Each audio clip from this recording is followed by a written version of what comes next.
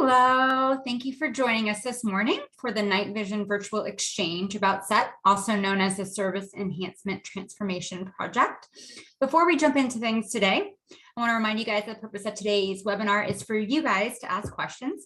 So in Zoom, there is a Q&A button located in your Zoom window. On your screen, you're also going to see these instructions and a PowerPoint slide so you can follow along. If you see a question that you want to hear, you can also ask a question, but if you want to see a question that's asked and you agree, go ahead and click the thumbs up icon. That'll push it up. More upvotes means the more likely that it will be asked. We're going to do our best to ask as many questions as possible. If we are unable to get some questions, don't worry. We will make sure they are answered and shared on the Night Vision SET web pages as soon as possible. All right. Today we have the Night Vision executive sponsors joining us, Gerald Hector, Provost Michael Johnson, and Matthew Hall. We also have our wonderful SET leadership team joining us. They will be answering the questions as we go along, and all of them right there on your screen. Those are our SET leadership team, also referred to as our SET champions. Before we jump into those questions, it's my pleasure to introduce Gerald Hector, our Senior VP of Administration and Finance, and our CFO, to give us some brief welcome remarks. Gerald, I'll go ahead and hand it off to you. Thanks so much, Kelly. And first of all, Happy New Year, everyone. I hope everyone had a restful break, and we're back working and moving forward as we all endeavor to do great things for this wonderful university, the University of Central Florida. Thank you, Kelly, for those opening remarks. And I just want to say to everyone, good morning, and thank you for being here today. As we have this discussion today, we wanted to set the tone, if you will, for why we're doing SET and why it's important for us to do this. It continues to be a priority for the university, and a lot will be happening with this project over the next 6 months. I liken it to a sprint to July 1st, if you will. But as we are running, there are a lot of steps that will come into play. We've heard from many of you around the changes and what they mean. Many jobs will change in context, so just to make that very, very clear. But with the implementation of Workday, we are rethinking the way we work. Through the SET model, the delivery of HR and finance services within our colleges and divisions will be made more effective. Rather than continue leveraging our aging technologies, and some of you are feeling the pains of that right now, and organizing ourselves in a way that reinforces duplication in effort, unclear processes, and elongated delivery times, we will enhance both our technology and service delivery through specialized roles and most importantly, supportive training. We continue to have anecdotal stories of things that, as we're diving into SET, folks are sharing with us that they weren't aware that's how we got things done. And quite frankly, some things are there for discussion and debate about there are other ways to do this better. That's the spirit and that's the guiding ethos, if you will, for SET. It will allow for us to have a degree of effectiveness in how we deliver our administrative services and our ability to dedicate ourselves to advancing our critical mission critical work, which is, quite frankly, extending the legacy of this great institution. SET implementation will elevate how we deliver administrative services through realignment that promotes quality and consistent services for our faculty and staff and reduces the risk from non-compliant processes and lack of specialization. The purpose of this exchange is to answer your questions. Your questions are very, very important.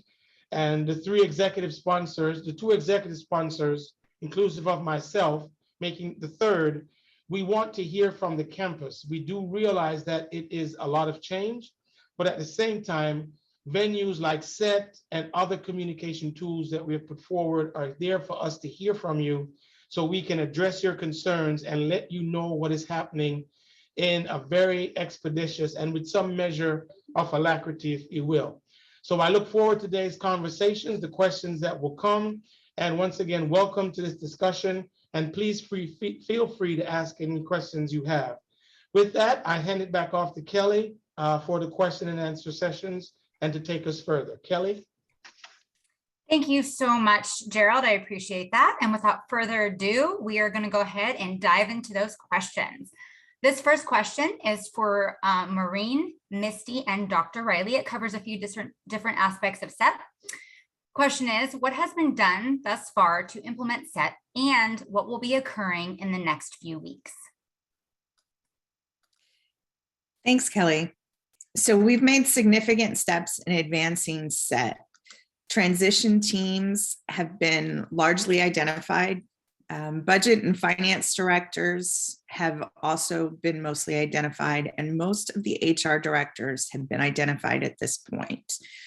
Leadership training is ongoing with retreats. In fact, I think this week was the first of many. Retreats and change management and leadership training for transition team participants and the newly identified SET directors. Job descriptions have been posted, and the expression of interest period will open on January 24th. The job descriptions will share details on the responsibilities and competencies for the jobs, as well as explaining the reporting relationships. You may anticipate and recognize variations between the work done today and what will be done by these roles under the SET model.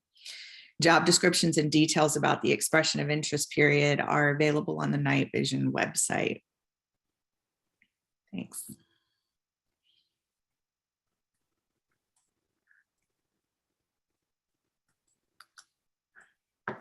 Before we move on, Maureen, Dr. Riley, is there anything else you'd like to add to that question?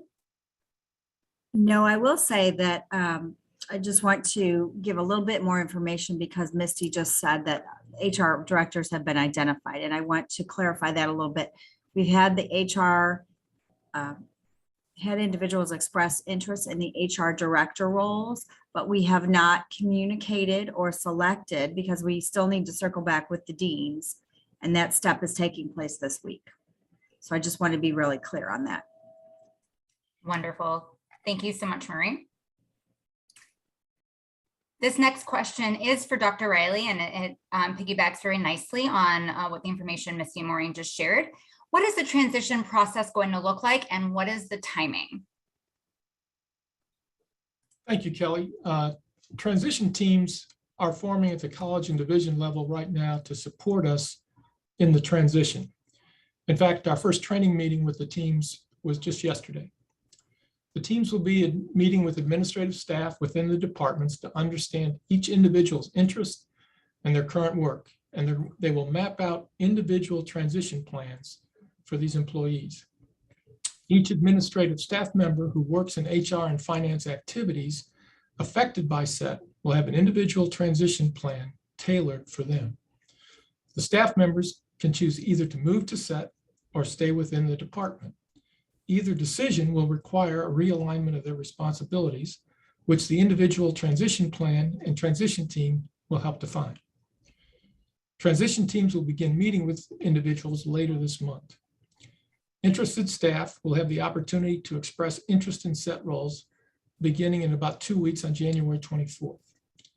Tailored training will be provided through the spring and summer to ensure individuals are equipped and ready for their new roles.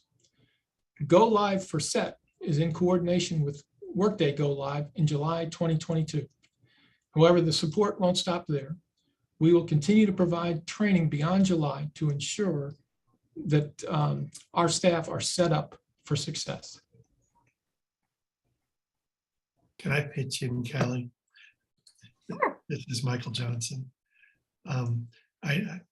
This actually relates to a question that came in a few minutes ago, where someone asked, we've already heard why we're doing this. Why is this the only information being communicated to units? No information is getting into the units about how it will affect individuals.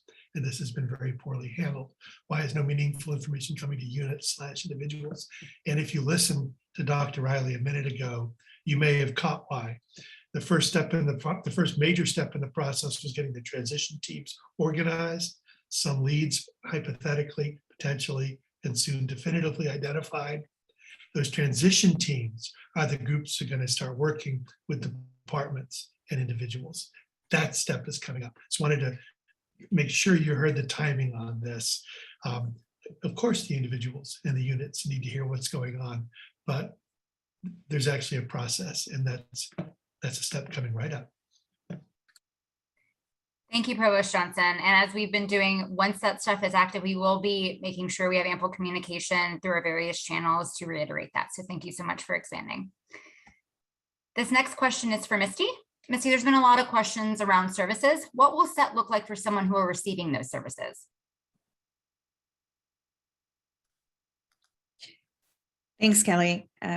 So SET is intended to provide clear infrastructure for all HR, finance, procurement, or in-unit post-award needs.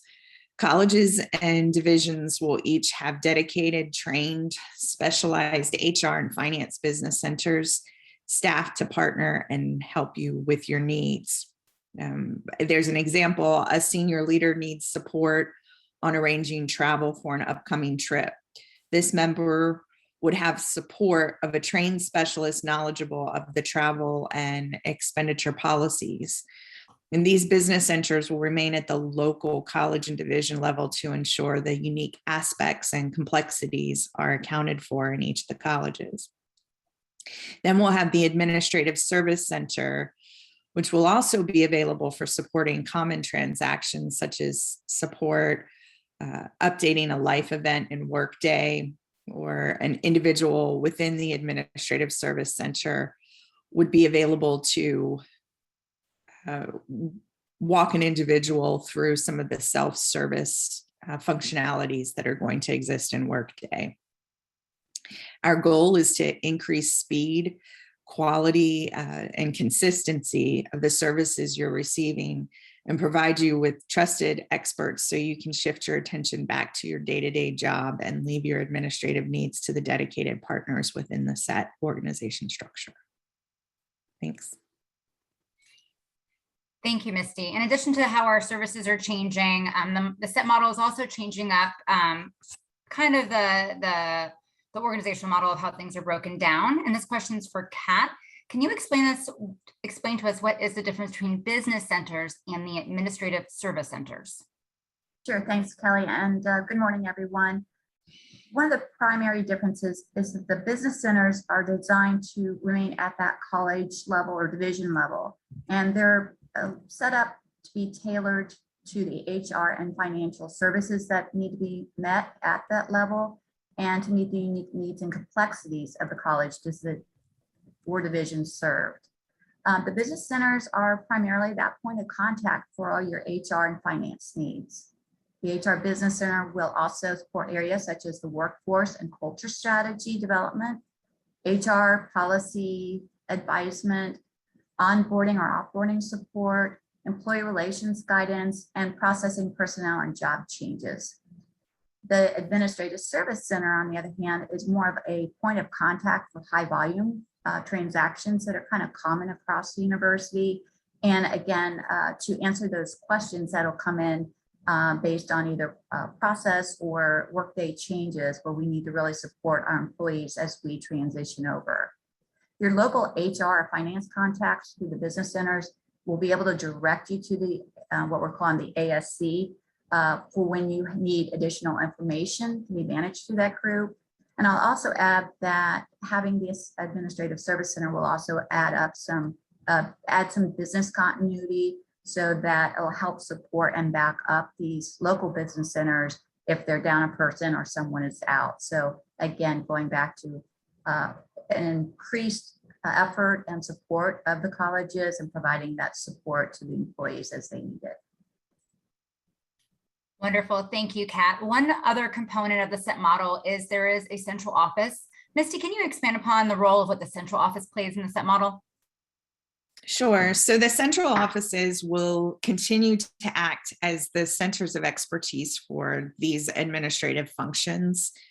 They'll provide guidance and advisement to the business centers and the administrative service center. As business centers and administrative service centers are formed, Central offices, business centers, and the Administrative Service Center will coordinate and collaborate to synchronize their relationships. Thanks. Thank you, Misty. This next question is for Maureen. It seems that now we are having to compete for our own positions using Page Up to express an interest in the position we already have. Is this the case? Actually, we are going to, and Dr. Riley referred to this a little bit earlier regarding the transition teams. We are going to be asking employees to express interest in set positions the week of January 24th. There are currently position descriptions posted out on the Night Vision set portion of the website. I encourage people to look at those position descriptions. And I think we've said this before, but I'm describing this as we are defragmenting the organization. So if you're currently doing HR work and finance work or travel and procurement, we're going to ask you to express interest in what you want to do going forward, because we're specializing jobs. HR people are going to do HR work, procurement and travel and budget people are going to do that kind of work. So we're asking you to express interest, and then you'll work with the transition teams within your college or unit to talk about what your interests are, what your professional goals are, where you fit the best based on what the university and the college needs are, as well as your own personal goals. So I think through that process, and we are going to ask people to express interest through Page Up, not by applying for a job, but by answering some questions in a questionnaire. And that information will be provided to your college, summarized and provided to the college or the administrative unit, so that your transition teams can start talking to you about how to realign what you're currently doing. And it might be that you're doing some administrative work, some HR, some finance work, and we're going to ask you to tell us what your preference is. And then through your transition teams in that process, the business center leaders, either that budget and finance leader or that HR manager or director, will actually staff those centers. So I hope that helps. But there are FAQs that are going to be available. We have position descriptions that are available, and the transition teams from the colleges, we just started meeting this week, and there will be more formal information coming with really some structure and tools to help employees understand what they should do and what the timing is. Thank you, Maureen. And to reiterate, those job descriptions were recently posted on the set pages. They are broken down based on the business center or the administrative center or the talent acquisition unit. And there is a quick snapshot of what each job encompasses. If you click on the button, then it'll give you the full job description. So that information is now on the website, and we will post more as we know more. So continue to monitor those. This next question is for Dr. Riley. Is it possible to schedule meetings with each of our areas so we can clearly understand the impacts of SET and Workday for our individual areas?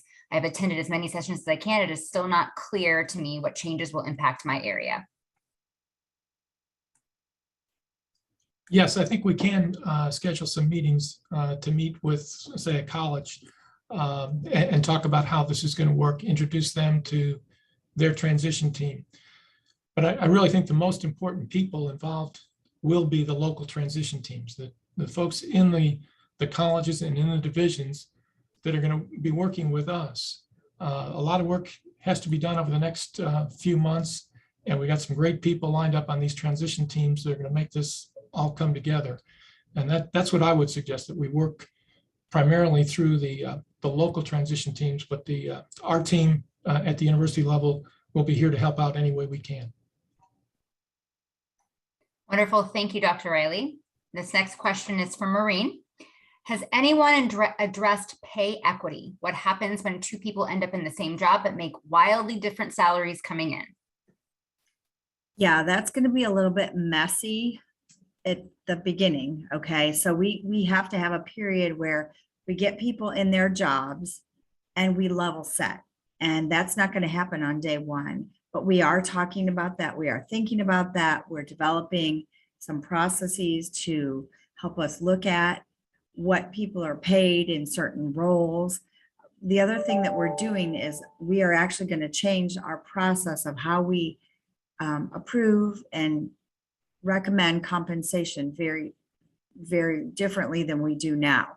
And we're going to be working with, when we get this new structure in place, those HR directors or HR managers for the colleges or the units, those individuals are going to be trained to work a lot differently with central HR than they do right now, so that we're putting a lot more decision-making in the hands of the local HR office at the college or the division level. But yes, we are talking about the pay equity issues. A lot of it's, again, I think it would really be helpful for individuals who are concerned and just for basic knowledge to go out to the Night Vision website and read the FAQs and look at the position descriptions, because I think that will help people start understanding where we're trying to go. And I guess regarding the compensation question specifically, Kat, do you have anything else you'd like to add to what I said? I would just, at that beginning stage, when we start to place individuals based on their expression of interest and selection into a role, just to know that if you are kind of moving across into a position, we're going to keep your pay the same. Basically, we're not going to penalize anyone if it's higher at this point. It will remain the same. If you are in a scenario where you're moving up into a position that maybe it's a higher level, there may be a scenario where that position is a higher pay band, and we would look at how we would want to move you to that minimum of that pay band to, again, kind of that level set and equity. And then we'll be, to Maureen's point, working with the divisions and the business centers to kind of look at long-term, how do we provide better equity long-term, not only for the individuals in set, but then individuals who may be impacted with picking up other duties long-term, you know, and really kind of trying to work through some of the bottlenecks and backlog that we have had in order to work through the compensation changes. Thank you, Maureen and Kat. This next question is for Misty. We have been told there will be SOPs for the business center processes. Will the colleges also be preparing SOPs for the in-unit administrative services? Standardization of processes / services across the board would be very helpful for staff and faculty. Yes, that is the goal. I mean, the consistency that we're hoping to make everyone's job, the clarity of roles and responsibilities are going to include SOPs for all of these functions. Wonderful. Thank you, Misty. So bear with me as we get to the next question. All right, this next one is for Kat. You said most of the budget and HR directors have been identified. Can you tell us which ones are still open?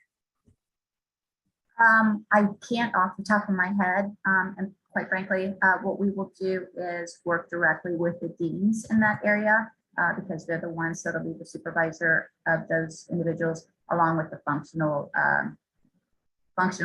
centers of expertise. And so that will be a direct question with them as we make those recommendations. Once we have everything finalized with we'll go ahead and let people know and what are those next steps, particularly if someone wasn't selected perhaps for a director position, what are their options moving forward as well, and we'll have those conversations. Thank you, Kat. This next question is for Provost Johnson. What is the plan on explaining all of these changes to faculty and training them to deal with the huge differences that will happen with SET? Yeah, it's later. This is an end user training. Right now, we're worried about getting the thing working. And the most important people in that are the staff who are going to be making it work. And so our focus has been with the deans to get transition teams and directors. And now the next step is here with the staff some of whose jobs will change as a result of this, trying to get people in the right position, trying to help them get the training they need. And then somebody on this SET team probably knows quickly what kind of training end users get. All I can tell you is there's going to be a lot, but it's the last step after everything is set up. You are correct, Provost Johnson. There is a lot of training in the works. That is not an afterthought. There is movement being made to ensure that all staff that are in those positions to help ensure the success of SET is in place. This next question, This next question is for Misty. How will you determine the headcount for each business center and administrative service center? And when will this information be shared to those who are affected?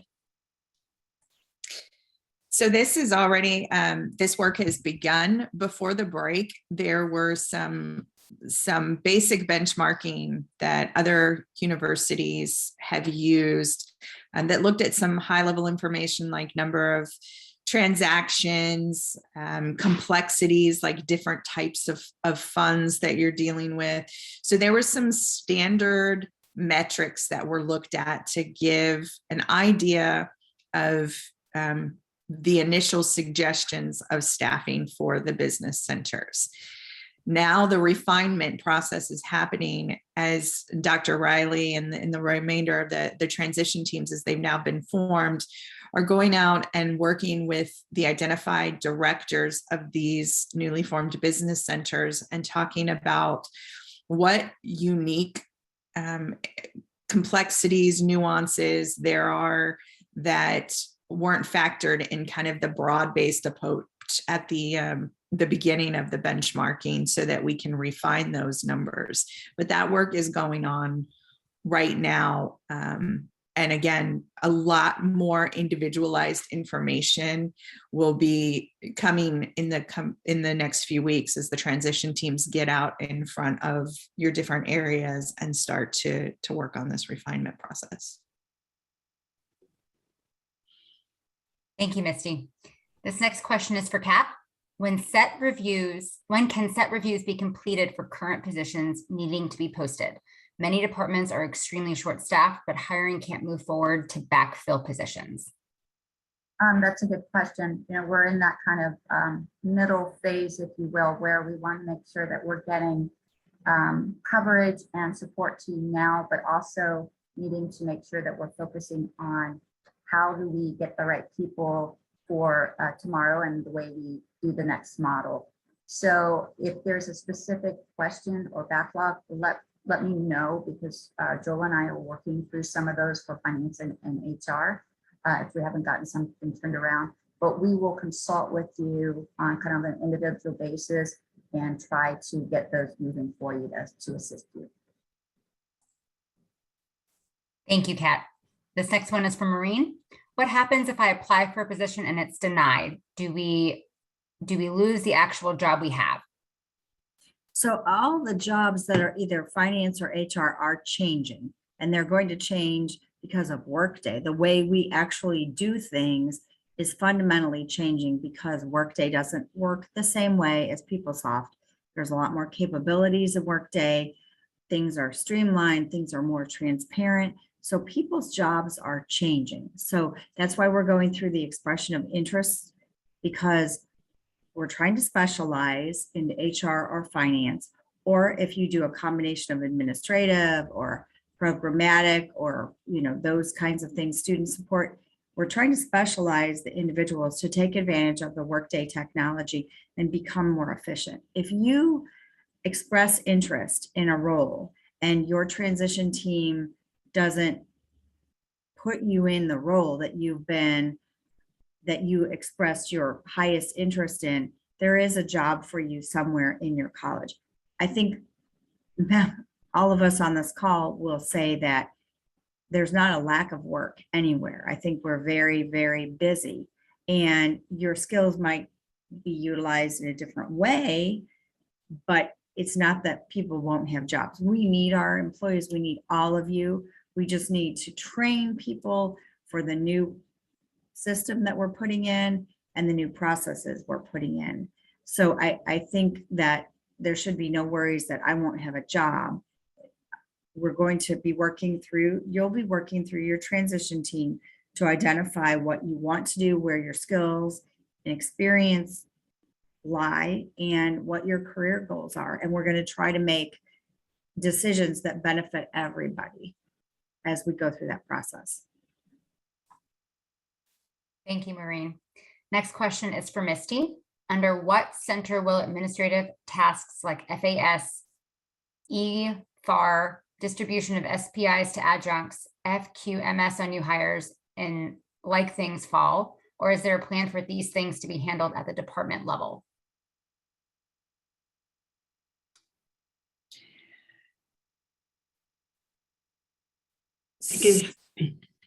Misty, Yeah. would you like me to chime in on some of those acronyms? Yeah, I'm trying to remember it.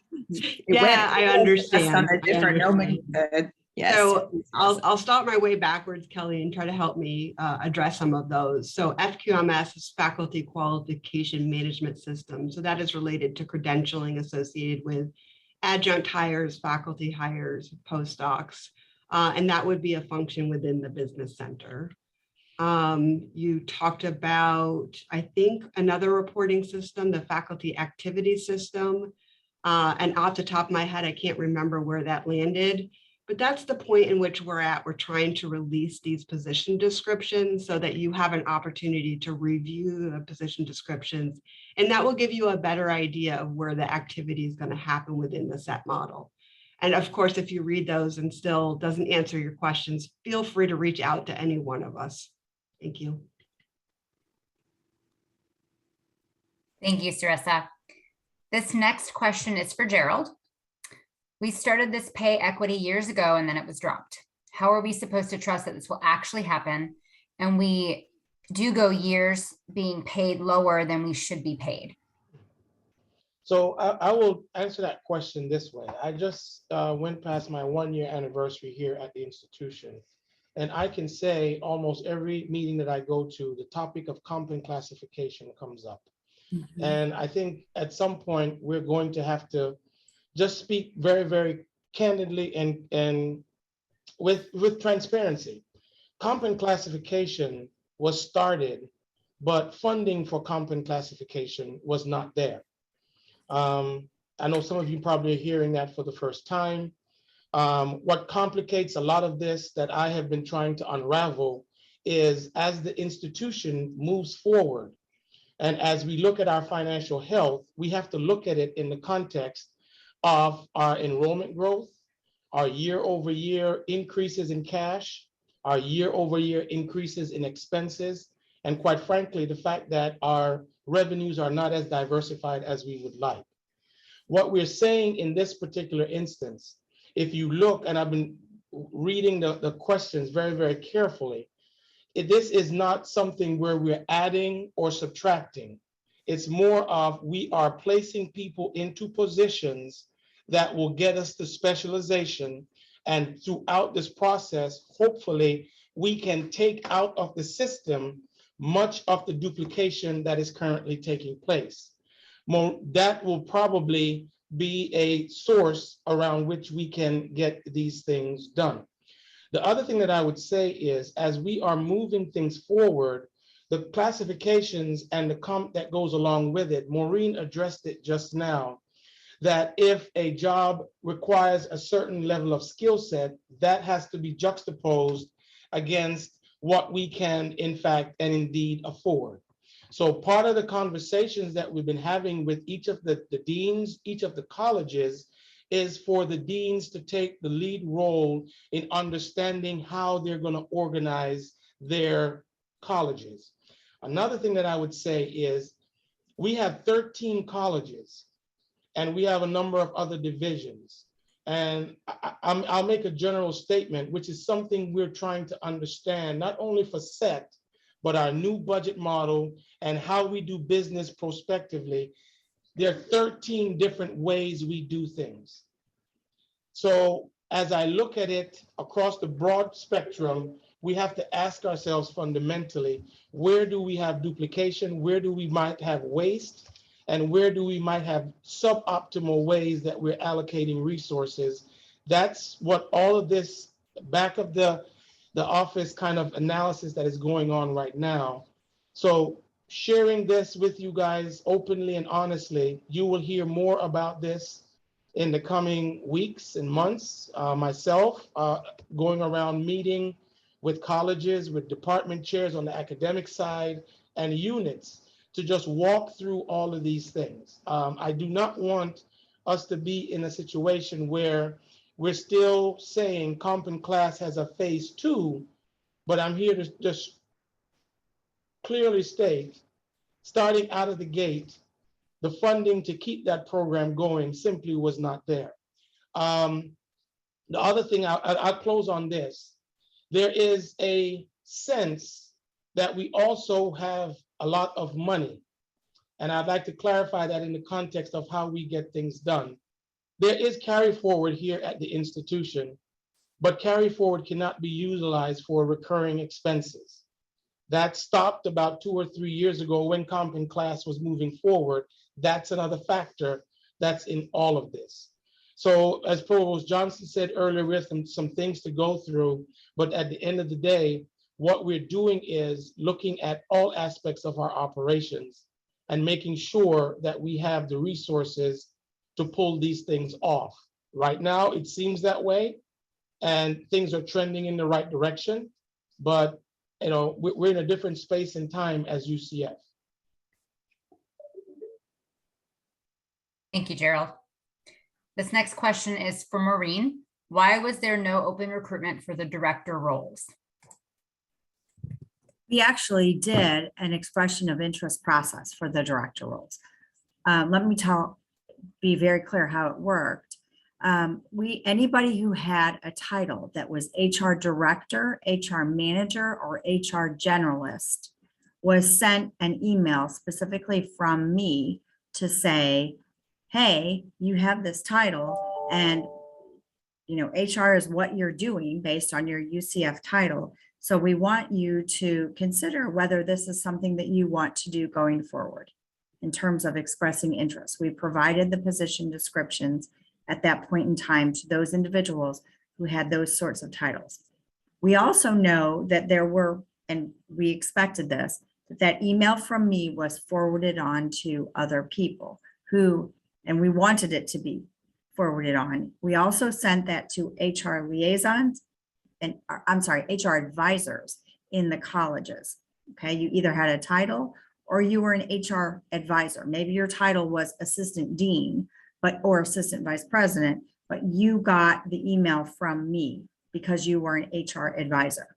And we said, if there are people in your college or in your division who you think might be interested or have the knowledge and skills, please forward this on to them. That the expressions of interest were due on December 17th. From the individuals who went on to Page Up, they filled out a questionnaire. If they wanted to upload a resume, they could. If they wanted to upload a cover letter, they could. We didn't require it, but they answered a series of questions. From that series of questions that they answered, Kat Puckett and I are going through and we are looking at all of those who expressed interest, and we're determining based on what our needs are. As Gerald said, we have 13 colleges and we have a couple of divisions that we need HR leaders for. That HR leadership role will either be called HR director or HR manager. And whether or not we need a director or a manager is based on a number of things. Misty talked earlier about some of the industry standards where we looked at metrics, how many transactions, we looked at different metrics on the HR side. We looked at how many employees are in a college, what types of HR transactions and what kind of HR work is actually done in a college. Do they have a lot of faculty? Do they have USPS? Do they have union contracts that make it more complex? Obviously, colleges, we have a lot of faculty who are unionized. So based on all of those metric factors and industry standards, other universities and best practices from what we've seen across not only the state of Florida, but of the country, what did we need for a specific college? How complex was the HR work, or will the HR work be? And so we're making, looking at the individuals who expressed interest and saying, okay, well, we need this for a college. Something else that's really important is, what is that individual's knowledge and background and institutional historical knowledge about that college? If somebody's already doing a lot of that HR work in that college And so they have that experience. They may not exactly be, fit into a director role, but they might fit into a manager role, and will provide training and will provide guidance so that they can fully do that job. And so that's where we're at right now. Kat, I'd invite you to make any other comments about that as well. No, Maureen, I think you're very clear on that. Again, we're looking at, in addition to, I would say, several individuals expressed interest in a variety of the centers. So again, kind of trying to also piece together if there's opportunities in particular centers for someone who could meet a couple of different places, being able to share that information with the deans, and then being able to come to a consensus on who they feel that the best person would be for their particular college HR business center. Just to address the finance business center aspect of this, the budget leads, especially for the colleges, those were decided by the deans. And therefore there was no expression of interest process. One other thing to really expound on, Kat talked about individuals expressed interest in multiple service centers on the HR side. And so Kat and I are putting together this information. We intend to take it to the deans and say, hey, these people expressed interest in your college HR position. Here's what we have. Here's what we think you need based on all these metrics, and our professional recommendation of how individuals have qualifications and can help them, the dean, make a decision on who to put in that HR role. And that process, like I said earlier, we are hoping to wrap up this week or early next week. Thank you, Maureen, Kat, and Sarissa. Maureen, this next question is also for you. So if you move into a position, we won't get a comp analysis like we normally would upon getting hired into a new position. We will only be paid the minimum for the pay band in the beginning. So we've said that no one is going to lose their job. No one's salary inherently is going to change either up or down. We have to level set, and we're at a point right now where we're realigning the work and we're moving people into these specialist roles. You're going to move with your salary, okay, within your college. So if you express interest in a different college than the one you're in today, your current salary needs to match up with the role in that college and what that college can afford to pay. Okay, so your salary line doesn't move with you if you're currently in the College of Science and you're going to go to, I don't know, College of Graduate Studies. You're going to be paid. The salary bands are informed by the market, both the local Orlando market as well as other institutions, how we put position descriptions together to create, here's what an HR specialist is, here's what an HR coordinator is. Now, what does the market inform us about what the pay band should be? But right now, we need an opportunity to level set and make decisions to realign the work and to train individuals. It's going to take a little while before complete equity is reached. There's no way we can do that on day one. And all I can say is it is an issue. We are talking about it. We're trying to figure out what questions people have, how to answer those questions. And it's hard to give a very, very general answer. We have some guiding principles, but every individual situation is a little bit different based on your background, skills, experience, what you're currently paid, and what college or department that you're in. Thank you, Maureen. I'm sure that everybody won't be satisfied with that answer, but it is a big question. Thank you. Kat, this next question is for you. Can we express interest in all the areas that we are experienced in doing? The short answer is if it's HR or finance, yes. So basically the expression of interest are just for those two areas at this point. So the kind of the next phase is HR, partner, coordinator type roles, as well as the finance, business analyst and business specialist roles, which is what the title is. And then there is going to be what I'm calling a phase 3 interest, and those will be for positions that will post for the talent acquisition group that we're expanding to assist colleges or staff hiring, as well as for those customer care unit individuals that Misty talked about a little bit. Those are those individuals that when people call the Administrative Services Center, they need help working through Workday, or they have questions. We're going to have these customer care individuals who provide that level of service. And so there'll be opportunities for those positions as well, in the interest of trying to be transparent and quite frankly, making it easier for people to kind of understand the different options. We felt it was better to do it in a phased approach instead of being really confusing with a bunch of positions out there. So what will happen then is, if you don't apply for or are selected for one of those expression of interest positions, then your local workforce transition team will work with you to identify kind of the things that you do like to do, what's available, what are those options. As people move into the set positions, there's going to be part of duties that were remaining behind. And so you may be absorbing or picking up some other opportunities with that in a different type of position.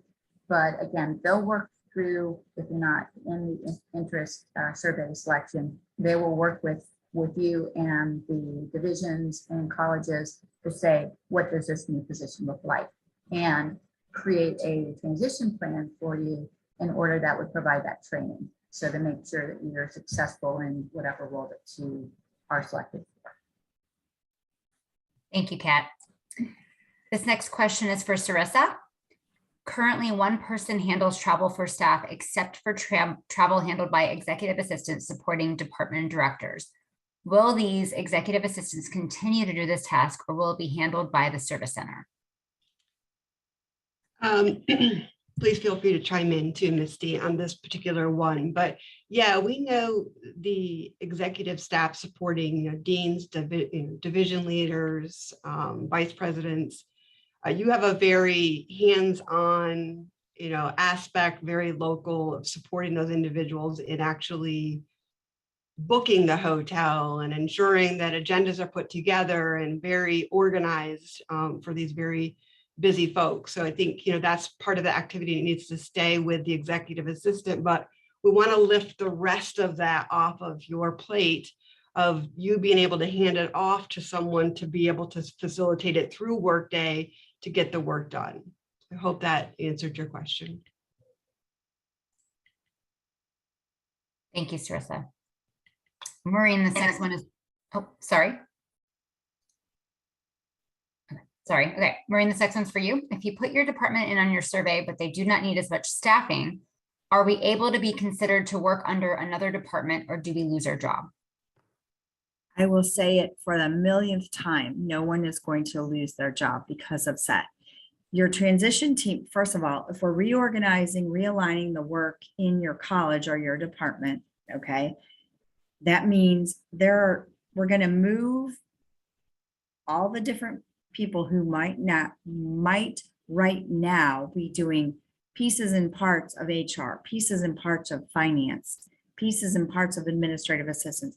We're going to move those all and make, HR jobs, administrative jobs, finance jobs. There's no work that is necessarily going away. So if you are doing, let's say, 4 different things right now, and you express interest or don't express interest, you're going to be given responsibilities and duties that your college needs to have done. No one's going to lose their job. So again, reshuffling what people are doing based on what we know we need with Workday and what your college needs in order to serve the students and the faculty that are within those colleges. I think I'd like to just tack on that, as Maureen's saying, if you think of 10 tasks that might be on your plate, if 2 of them are specific to what's transitioning in this realignment, there are still the other 8 things that need to continue to get done. What we're doing is realigning so that we make sure we roll out the training that is specific to the people who are going to do these roles, so that they're not so generalist based, and we can really focus on what we've been promising for a while now, and that the training is going to be focused and dedicated to those people that are going to be doing these roles going forward. And that's the realignment component of what we're talking about here, not that jobs are going away. I also like to add in relation to the question directly, if, and I'll use HR as an example, again, there's several positions that will be out there for the expression of interest, but let's say you have an interest in an HR professional role. If you are open to looking, you really want to be in that role, and you have those qualifications and interest for that. If you're comfortable wanting to work outside the current department, and those partner positions maybe in your department already filled, you would have an opportunity, if you met those guidelines and those are other openings in other colleges, to be considered for that. So as you do fill that out, I would just ask you to think about where you would be comfortable working. If you want to be directly in an HR or finance position, if it's only in that college, or if maybe you just really want to be in that professional growth and that opportunity to grow in a particular area, to be open to those other areas, because there may be some shifting a little bit of where one college has less partner positions, but maybe another has more. And so we'll need to kind of look at those shifts and be able to, again, discuss with the workforce transition team and with the HR directors who will be selecting staff on those opportunities. And really, it's about focusing on how do we specialize in the sense of a function, not necessarily the particular position, but how do we help build those growth opportunities, progression for individuals. And part of that starts with training and being able to allow individuals to be focused in an area so they continue to grow. And sometimes that means, working in a different college camp just to get that exposure. But that is an opportunity. And again, we'll work through with individuals who have questions that workforce transition team as those arise. Thank you, Kat. Maureen, this question's for you. It's in reference to something you said earlier, and forgive me, it's a little meaty, so bear with me. It sounds that you and your team are weeding out persons from colleges that have expressed interest, but in the views of your team be ineligible, and thus that person's name may not make it to the dean and their team for review. Wouldn't it be more beneficial to the university and the colleges to train and guide employees who express interest and are ready for the next step in their career, as opposed to recommending a search or providing external candidates? Sure. So we're not weeding out anybody. We are going to present to the dean. These are the people who expressed interest in your college. Okay. Because I think the dean needs to know that, because some people are in their college, some people are not in their college. But we know inherently, if someone has absolutely and never has really done HR work, especially at a university, probably not likely that the dean is going to choose them to be their HR director or manager, but the dean will see all of the individuals who expressed interest in their college. I hope that that's pretty clear. We're not weeding anybody out. We're just saying, okay, these are the ones that have the qualifications that are needed for these roles. And here are the people that express the interest in your college. So that's where we're at. Thank you, Maureen. This next question is for Kat. Will there be an opportunity for individuals who are not interested in moving to a business center to express interest in newly vacated in-unit administrative roles if those roles open outside their current unit?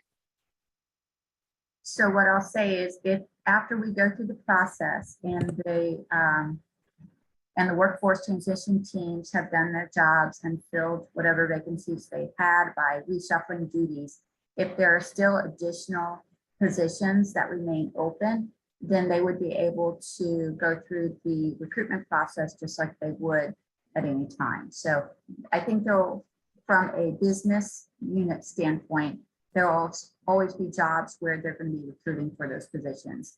And I don't think that changes for our internal staff. They're always welcome to apply for those positions for which they have interest and qualifications for. So, but are we going to open up another set of interests? Probably not, because that's going to be the work of the transition team to try to make people whole and that have the job duties. But if there are additional needs beyond that, then we go through the regular recruitment process. Thank you, Kat. Next question is for Sarissa. Will we be notified of who is in these roles? This will determine where we would place our interests. I would like to know who I would be working for before I show interest in any position. Yeah, don't we all?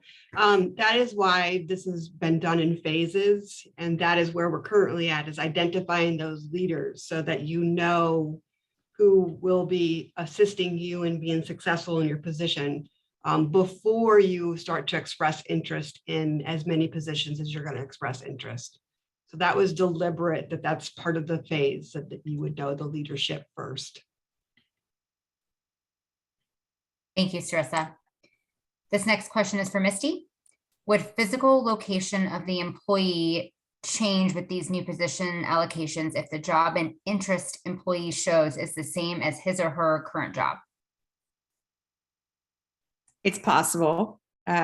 Again, what this model is doing is embedding the people who are going to be servicing the different colleges and areas, kind of embedding them so that the proximity of who they're working with will be a factor. But logistics are part of the transition team as well. So there's IT needs, there's space requirements, there's a lot of different variables that go into that. So it's not something we could give a broad-based answer to, but to say, yes, it's possible that location of where you do your work could change. Thank you, Misty. The next question is for Kat. If you are currently not in a budget/HR role, if you are on the academic side, will you have the option to express interest in a set position? Yes. So those positions are going to be open. We're going to send those out. Again, that survey will be, I believe, around the week of January 24th. But again, there'll be a lot of people, I think, who will be expressing interest. So, we want to be able to serve the individuals who are currently doing those roles or provide them first consideration. But there, I think, may be some opportunities for individuals who are qualified to pick up additional roles if they have that interest. This next question is for Maureen. What happens if a college doesn't have funding for me to stay at the department level? And that definitely could happen. And that's something we're working with the transition teams on. So you may be doing part HR and part finance and part administrative work and part student support work. And you want to only do X, but your college needs Y. And so those will be discussions that you'll have with your transition team members to make sure that the needs of the college are met. And the needs of the college also surround budget. What are they available? What do they have available for salary lines to continue doing all the work that needs to be done? So if you want to stay in the department, but the college needs you in a finance or HR role, that might be a difficult conversation. I can't predict what the outcome of that will be because we have 13 different colleges and 13 different scenarios going on. But it could be possible that what you want and what the college needs are different. Thank you, Maureen. Kat, this next one is for you. When can set reviews be completed for current positions needing to be posted? Many departments are extremely short-staffed, but hiring can't move forward to backfill positions. And I think we answered this earlier in the conversation that we're working through those requests. If there's something specific that you haven't gotten an answer on, please reach out to me and I can help coordinate that review to try to make sure that that gets moved up. We're looking at it from a set standpoint. If you have a job opening that's in the finance or HR function, to make sure that how it's being posted and the quality of individual and the competencies needed for kind of now as well as in the future are both being met. So we're having those discussions kind of one-off with each department that falls into their purview and their need right now.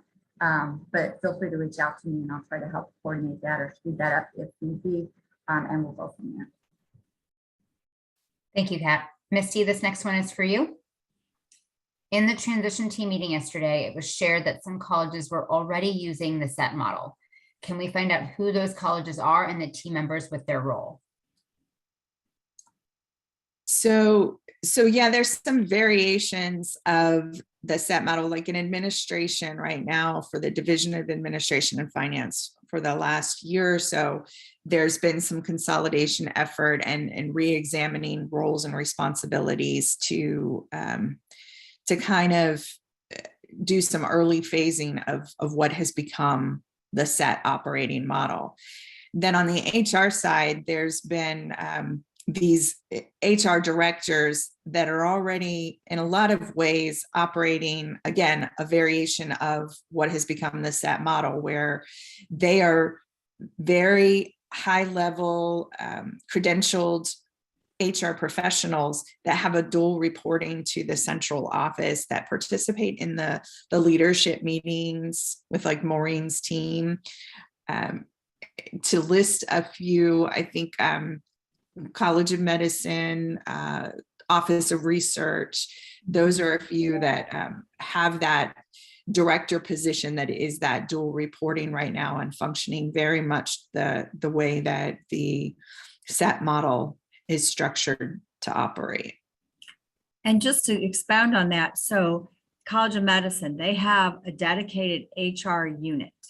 Research and grad studies has a dedicated HR unit. Facilities and safety has a dedicated HR unit. They're not all structured exactly the same. They're maybe a little bit different from each other, but they are basically in that SET HR model. And they do, those individuals, those leaders of those three areas have relationships with the central HR office, but their customers are those colleges or that unit. And they also report to either their dean or their vice president. So it's that functional alignment with HR that those directors have, but their customer and where they sit and who they do their work for is that college or that division. So again, they're not all exactly the same, but they're more in the model than not in the model. Thank you, Misty Maureen. This next question is for you, Maureen.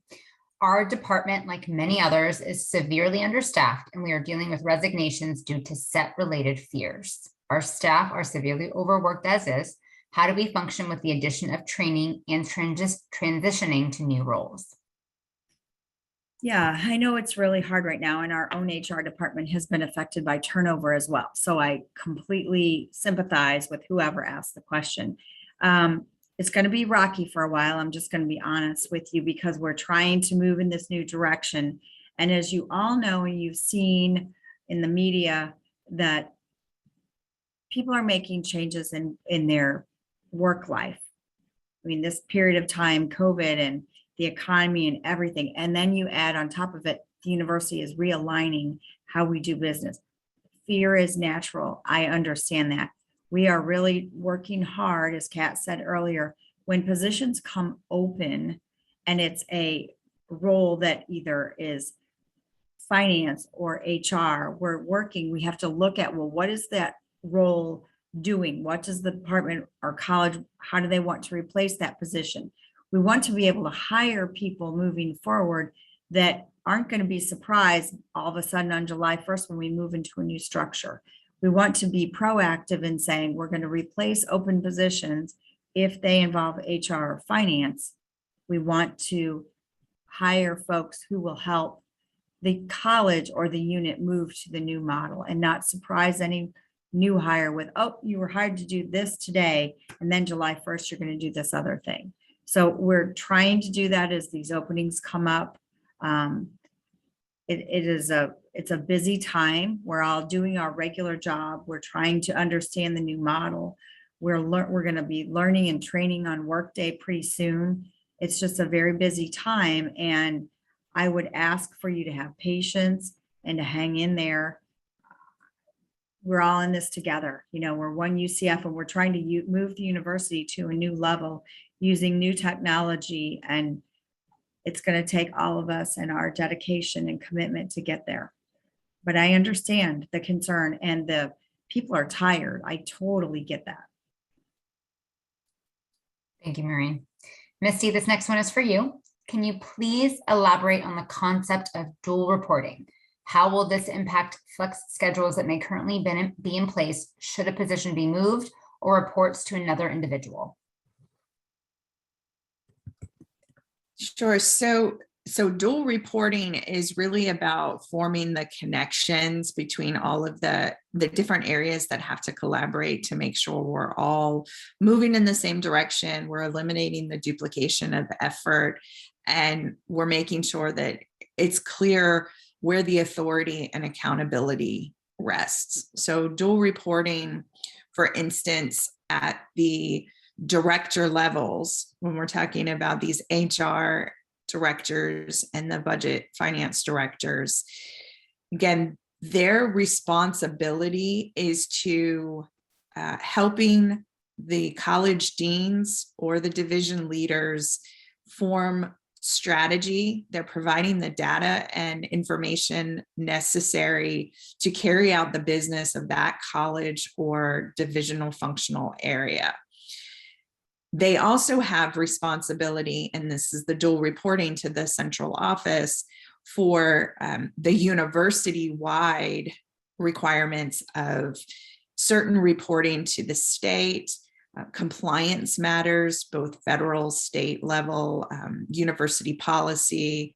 So those are the things that come in with this dual reporting. Again, functionally speaking, the report is to the college or the divisional area that they're serving. And that's really why this model is the right one for UCF. And a lot of people talk about it as shared service being centralization. And I think this is less centralization and more empowerment of the different areas that are responsible for the outcome of what they do, either in a college or, again, the functional divisional areas.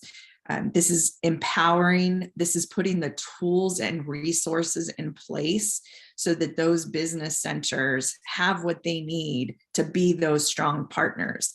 But the dual report comes in, again, to make sure that as a university, we're all moving in the same direction and making sure that we don't put the university at risk in any missteps with compliance or missing any reporting requirements that are necessary for federal or state regulations.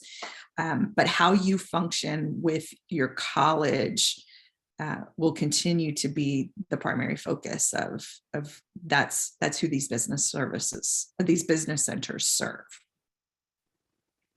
Thank you, Misty. This next question is for Maureen.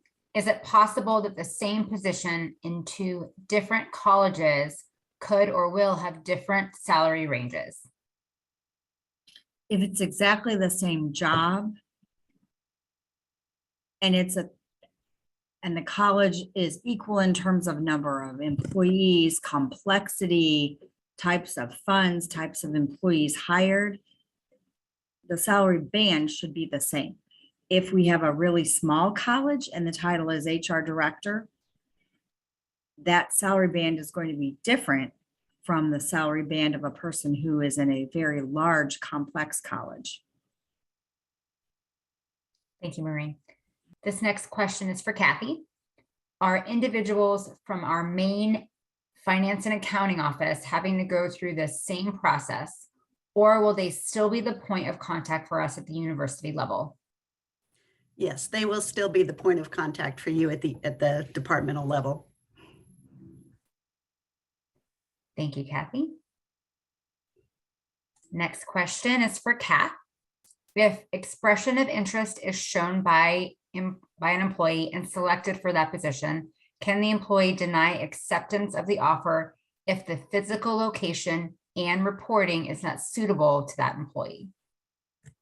The short answer is yes. The expression of interest is simply that. It's to allow us to know that you have an interest and generally that answering those questions with regards to the type of work you've done.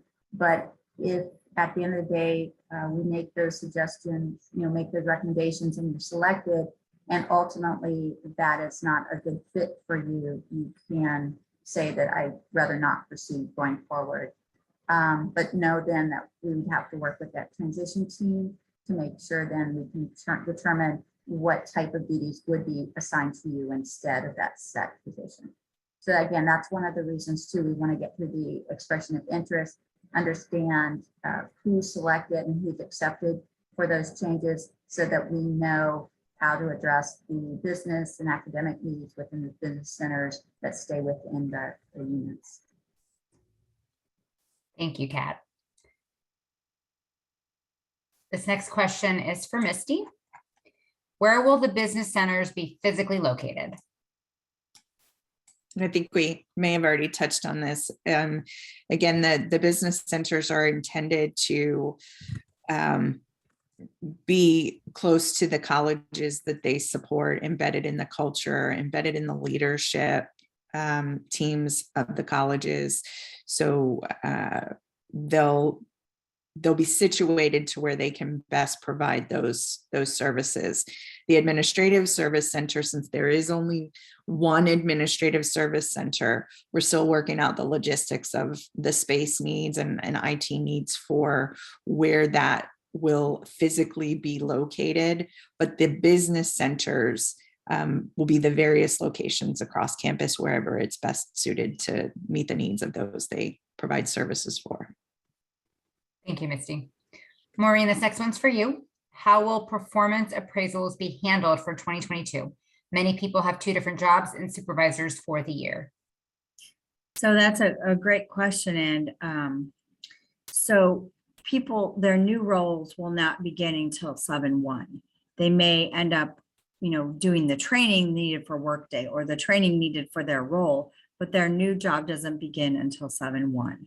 And so that's half a year that they will have been doing their old job. So there's going to need to be communication between the current supervisor today and the new supervisor going forward to complete a 2022 performance review. It's the same thing if you had a new manager that came in and they'd only been your manager for part of the year. There's going to have to be some communication between the two leaders in order to really give an employee a fair assessment of their performance for 2022. Thank you, Maureen. This next one is for Kat. Do the set job descriptions state if the role has the opportunity to be fully remote or hybrid? The job descriptions do not state that at all because of the fact that that decision may lie within the business center and the needs of the local decision making, that being the dean, that being the finance or DHR director. So once people are placed, they would be able to have that discussion or as part of that communication as they're looking into these positions, have that conversation. But that is just as it is now, that is discussed at the college level, and that'll be a decision that is based there. Thank you, Kat. Maureen, this next one's for you. Will degree requirement expectations made for job placement opportunities for candidates have the necessary experience, but not a degree? So we have looked into that and we have, I think, addressed that in the position descriptions that are out on the Night Vision website. So years of experience will substitute for a degree. And please look at those job descriptions on the website. I think it's pretty clear the way they are, the format for how we have them set up on the website. That's also indicated in the images for the job descriptions. The first block in those images is the minimum qualifications for years of experience and degree. Just so someone could look at quick glance as if they meet those, and then they can click on it for more information. This next question is for Kat.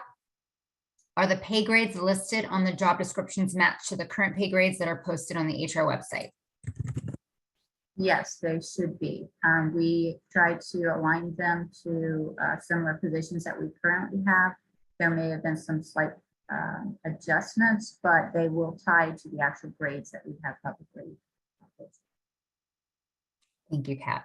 This next one is for Dr. Riley. Can you please share more about the planned phases for job placements? Sure, Kelly, thank you for the question. The first thing that we want to do is give people an opportunity to express their interest in the set positions. That's number one. And as we said, that's going to be starting before this month is over. Then when people have had an opportunity to express their interest in positions, we want to present that to the leadership of the colleges and the divisions and try to determine who best fits in that particular role. That's going to take some time. There's going to be some sifting that has to take place as the employees decide, is this the leadership I want? Is this the college or division I want to be in? And we're going to have to continually work to fill in those roles. As we make those decisions about who's going into the set positions, what becomes interesting, and will be a big assignment for the transition teams, is to look at all the roles that aren't HR or aren't finance that these people who are moving into set roles have been doing, and how do we establish positions and structure positions in the units and give people opportunities to assume those roles. So it's going to be a process that's really going to take a couple of months to do that. We're hoping to have all the set positions filled by the end of April. That's kind of our goal, April 30th.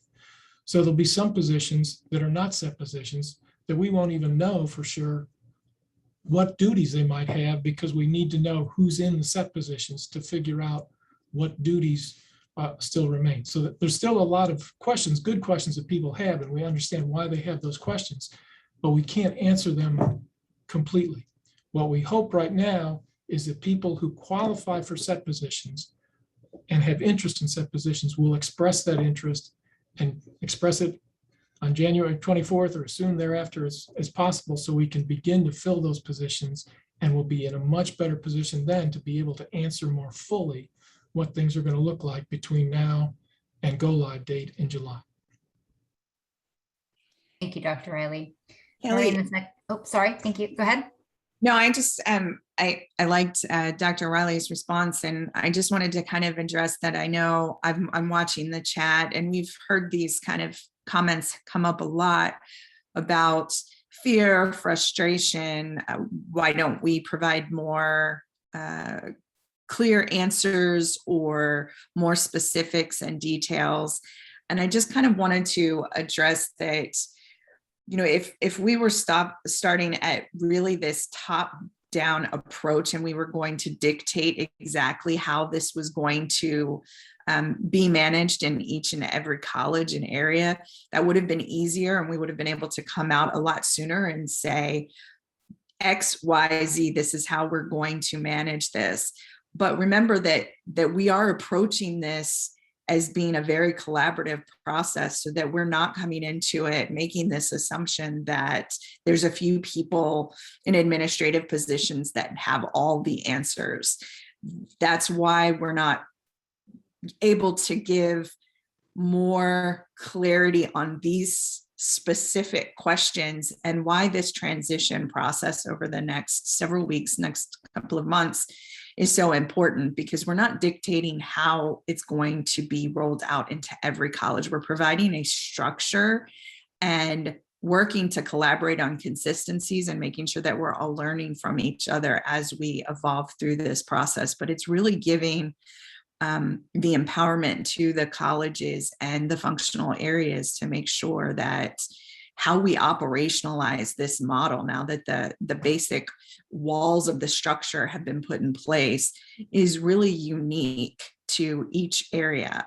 And so these are answers that haven't all been decided yet. It's not about not sharing the answers. It's about we haven't made those decisions yet, because we want to make sure that we're being very inclusive and collaborative as we're building out the details of the model and how it will function. If I could support Misty, because I think that's a very brave thing for us here at UCF. There was several options here on presented, how you actually reorganize, right? That's what we're doing here. It was, okay, we go in and we make decisions about where people should go. The other option is kind of like put all of these positions out there, even externally, and people would have to apply for these positions. We didn't select that. We selected a process that we thought represented the university, which is to give people opportunities to identify, because some people do several jobs. And so this was a way for people to identify the direction in which they wanted to head, and that we're going to support you to move in that career path. So thank you. Thank you all.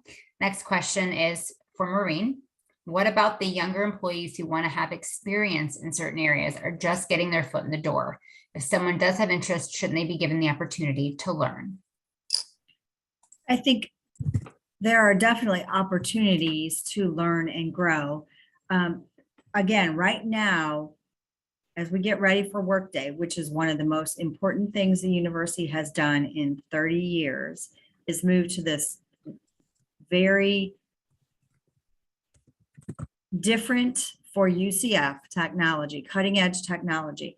We need to do the best thing for the university in terms of allowing people to express interest, specialize the roles, make the most of the training, and make sure that we can operate July 1st. We need to pay our people, we need to pay our bills, and we need to continue to serve our students and our faculty. We have to do that. There will be opportunities for younger employees or less experienced employees to learn and grow. We're not saying that there won't be. There will be roles and positions in colleges where individuals will wear multiple hats. I mean, I think that is just a basic foundation of being in business today at any university or in any company, is that you may be called upon to do a number of different things in the job that you have. However, we need to utilize this technology that we're investing in and that we're spending so much time implementing, and utilizing it in the most efficient and effective way possible for our university. Thank you, Maureen. This next one is for Sarissa. How are college research offices impacted by this? Will they remain the same and continue their current role for department faculty who have grants, or will they also be applying for these positions by first submitting expression of interest surveys? Yeah, so those are questions that are really going to be important for you to work with and talk with your local transition teams, because every college is starting from a different point. Some of us are already centralized and pretty much align and carry out the set goals. Others are on the other end of the spectrum, where it's very distributed. It's part of the many hats that a staff member is wearing in a department. And so that part, we do need to go through an expression of interest. So again, these are kinds of the questions that we now hope that as we get out to the workforce transition teams, it becomes very relevant for your college.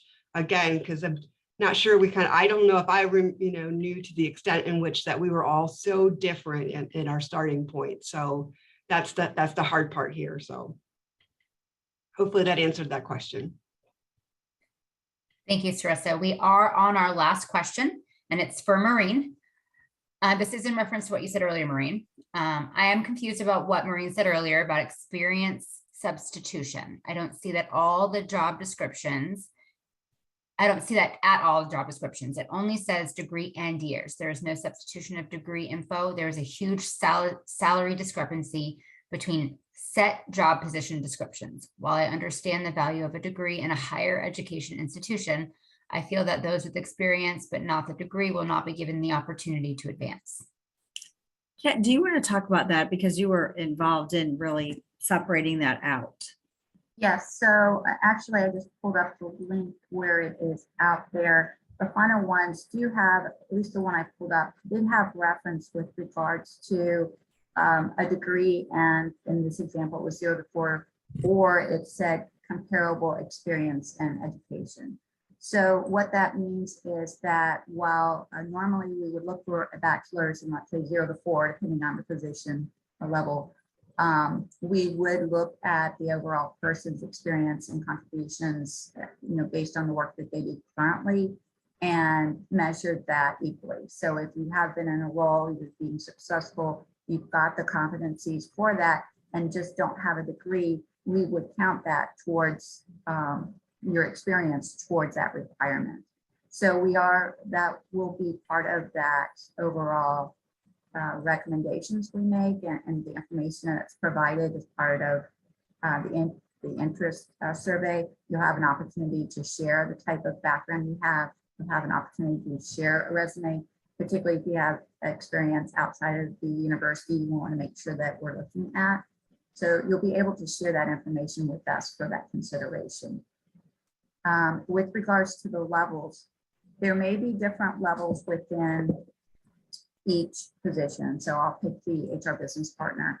There may be a scenario where you are less experienced as a partner, or maybe you don't have the exposure, but you have those abilities to do that job. You may be slotted in one level, or that first level, as a partner 1. And so that pay band is going to be a different pay band. If you're someone who has a number of years of experience and have worked through, you've got a variety of different skill sets and experiences that you provide in that role, you again you might be rated or placed at a higher level, either a 2 or a 3. So it really kind of depends on the individual bringing in what they bring to that position, and that will also depend on which pay grade that they are placed in. So again, kind of going back to the opportunity for career growth, if you are starting out, and I know someone mentioned this earlier, you're wanting to start out, you're, let's say, at that level of a position just because you haven't been in that position very long, but want to grow in those skill sets, there may be opportunities to be placed in a 1. And then as you progress through your career, through training and development and that experience, you would have the opportunities to progress up to a 2 or 3, or even into manager or director levels. Having these descriptions like this helps individuals understand what they need to accomplish to kind of get to that next level. And I don't think it's as clear right now, at least in finance and HR, on how people do that. So this is also an attempt to be able to share that and help guide them when they want to go through those paths, those career paths. Maureen, do you have anything else to share or add with that? No, I think that was a good, complete answer, Kat. Thank you, Kat. We do have some unanswered questions, as I mentioned earlier. We'll make sure those get answered and posted on the Night Vision website. I'm going to go ahead and hand it back to Gerald to close us out for the exchange. Thank you, Kelly, and thanks everyone for participating today. I was given a set of talking points to close, but I think I'm going to ditch the talking points and speak from my heart. I read a comment here, and I'm going to read it in its entirety because it definitely captures what I do know is the anxiety that everyone feels. It says, "Too many of us have been around long enough to see the many projects started by UCF in the way of salaries, software programs, restructuring of offices and duties, etc., and seen it fail over and over again due to poor decisions, no budget, poor execution in the wrong order, or just poor implementations.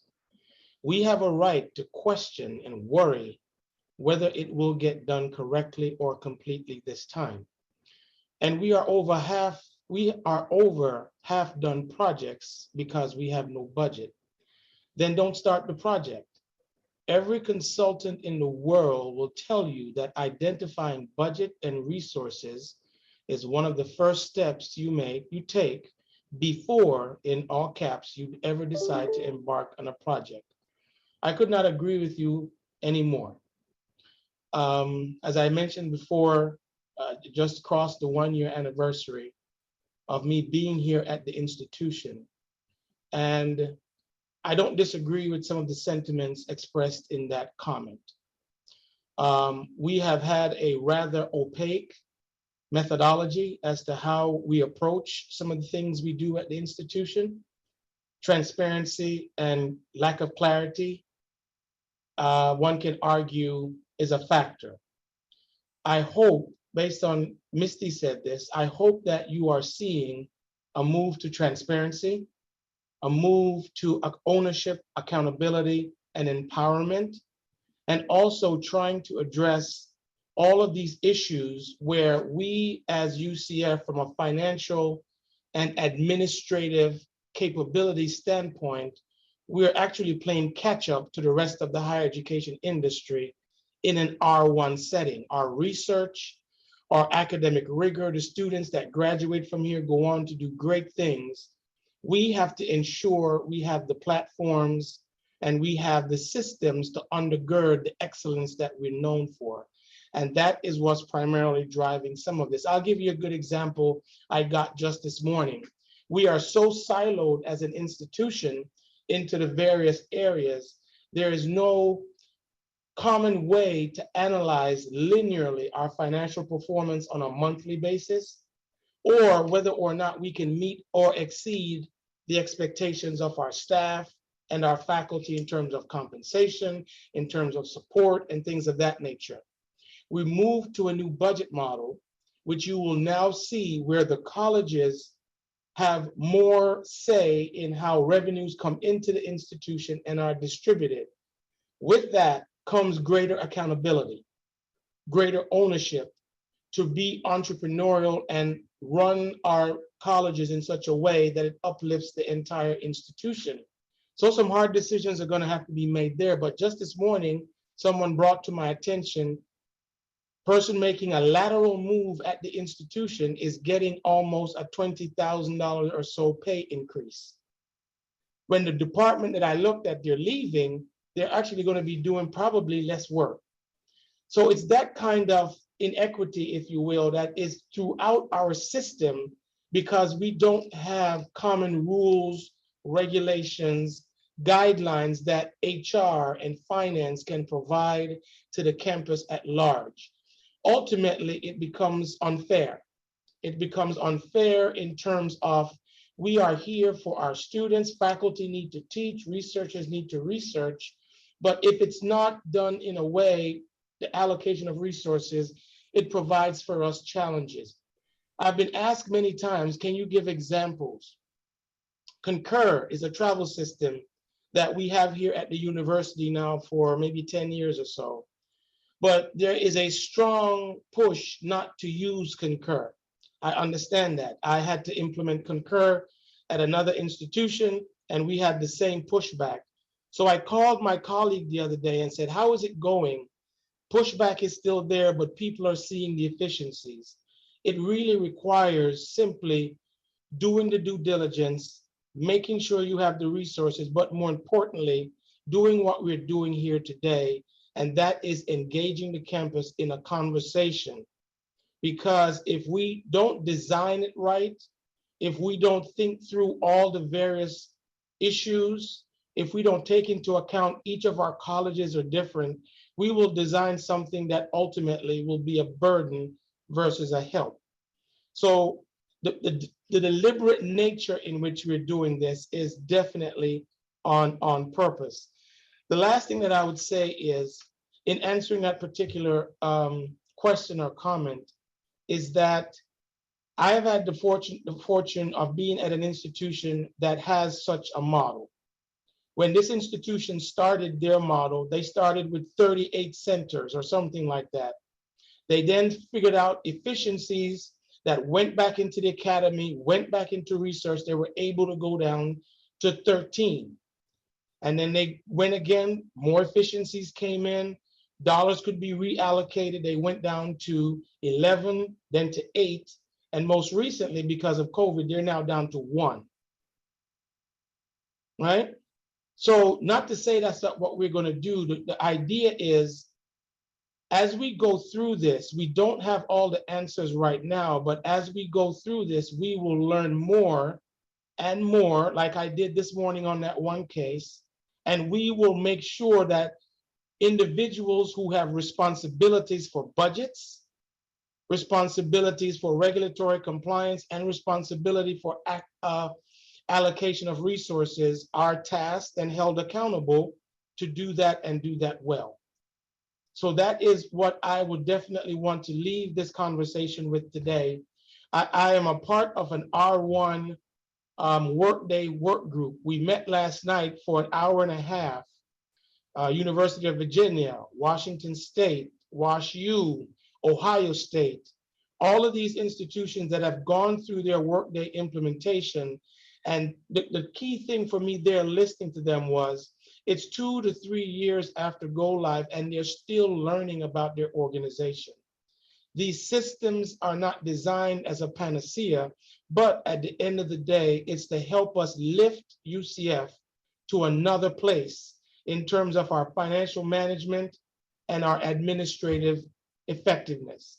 And that's what we're trying to get to. And we will commit, myself, Provost Johnson, Matt Hall, as the executive sponsors, to meet with anyone, anywhere, anytime, any topic, to answer any questions about this process. It is not something that we're going to do in a vacuum. Misty said it, we're purposely going at this pace because we want to ensure the voices of the campus at large is heard or are heard. So Kelly, I didn't use your closing remarks, but I just felt the need to say that because at the end of the day, we're in this together as we try to get to one UCF. One UCF, because our realities, not only the Ohio States and others, they recognized this 4 or 5 years ago and they made the transition. We are just getting there. And thankfully, they are there to help guide and give us information that we don't make some of the mistakes they did.